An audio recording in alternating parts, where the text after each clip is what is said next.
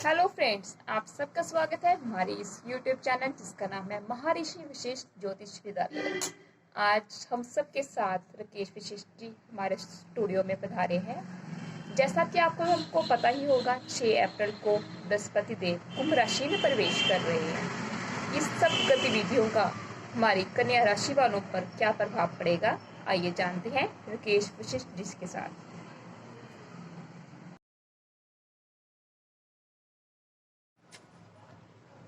नमस्कार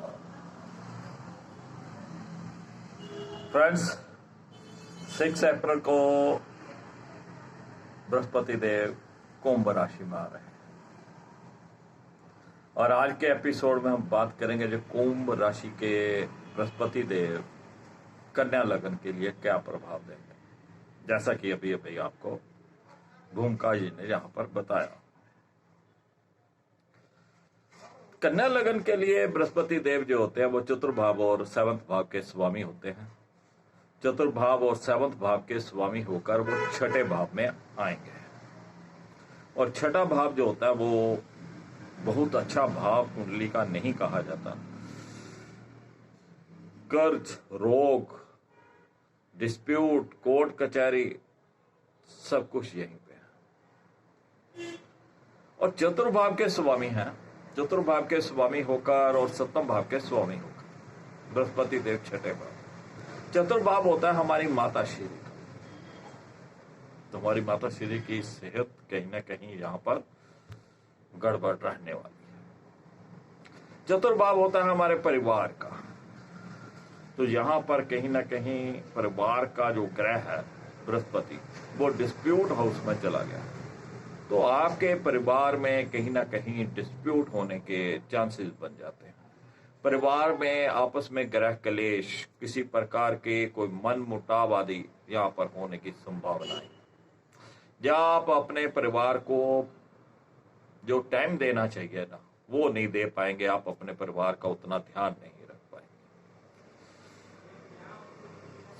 चतुर्भाव हमारे सुखों का भी है, लेकिन जो सुख के साधन हमारे पास है उनका सही तरीके से हम इस्तेमाल नहीं कर पाएंगे, वो सुख हम ले नहीं पाएंगे।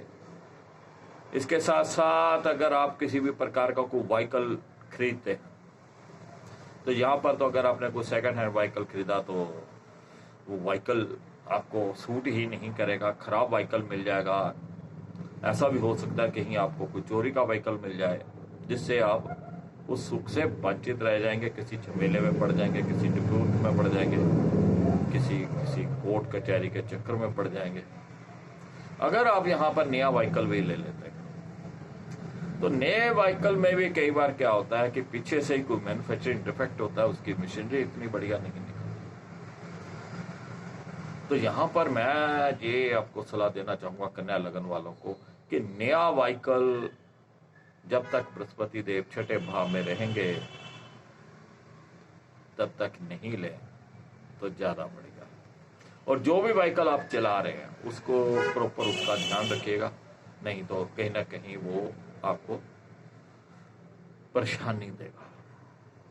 तो ये था चतुर्भाव का। कहीं भी जहां पे जो जमीन जायदाद प्लॉट है, कोई घर खरीदना है, वो भी देखिए चतुर्भाव से हम देखते हैं। तो बृहस्पति देव का 6ठे भाव में जाना, कोई भी जमीन खरीदनी हो बहुत अच्छे तरीके से आप उसकी वेरिफिकेशन कर लें, उसके कागजात वगैरह देख लें।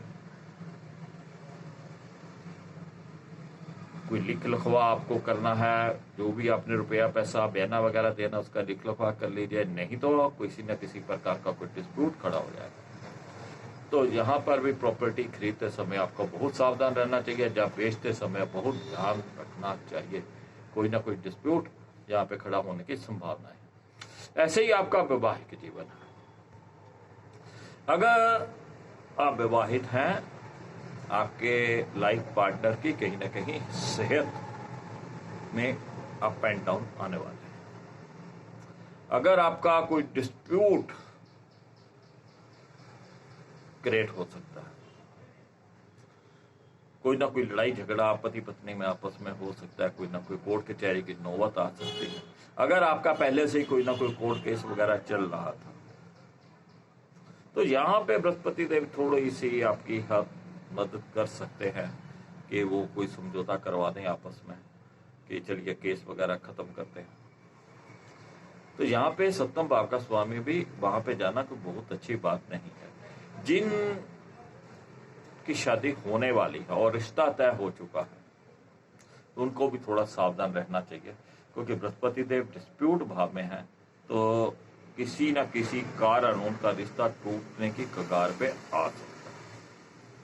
तो सावधानी की जरूरत है। जहां पर चतुर्भाव और सप्तम भाव के शुभ फल जहां पर नहीं मिलने वाले। लेकिन यहां से बृहस्पति देव का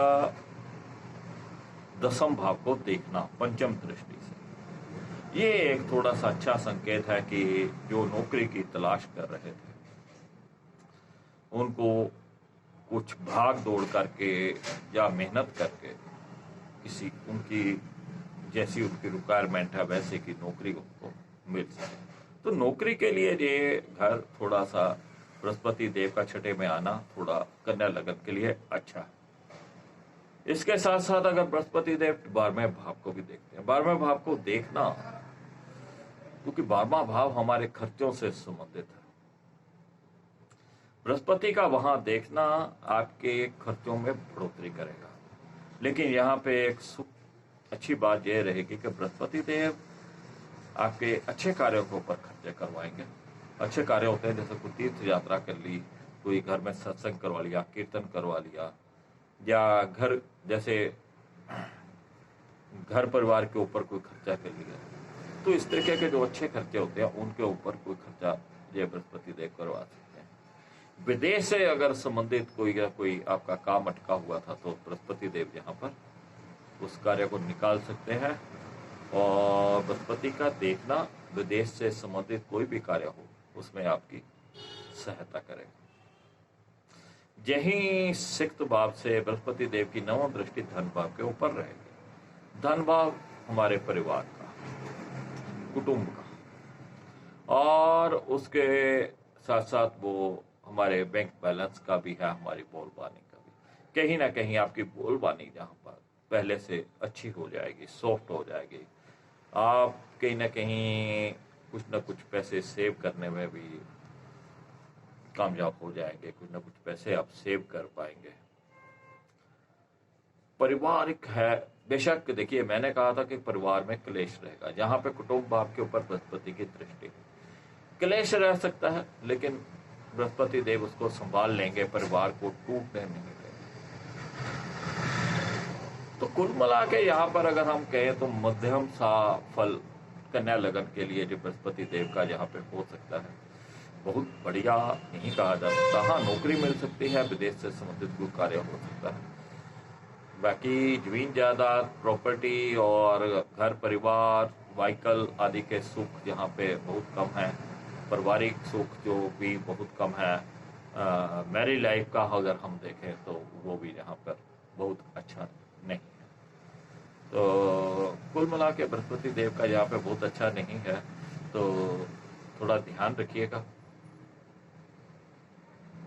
बृहस्पतिवार को फास्ट कर लीजिए, बृहस्पति देव की वस्तुओं को किसी मंदिर में दान करिएगा। चलिए फ्रेंड्स, मिलते हैं फिर नए एपिसोड में। तब तक के लिए जय श्री बाला।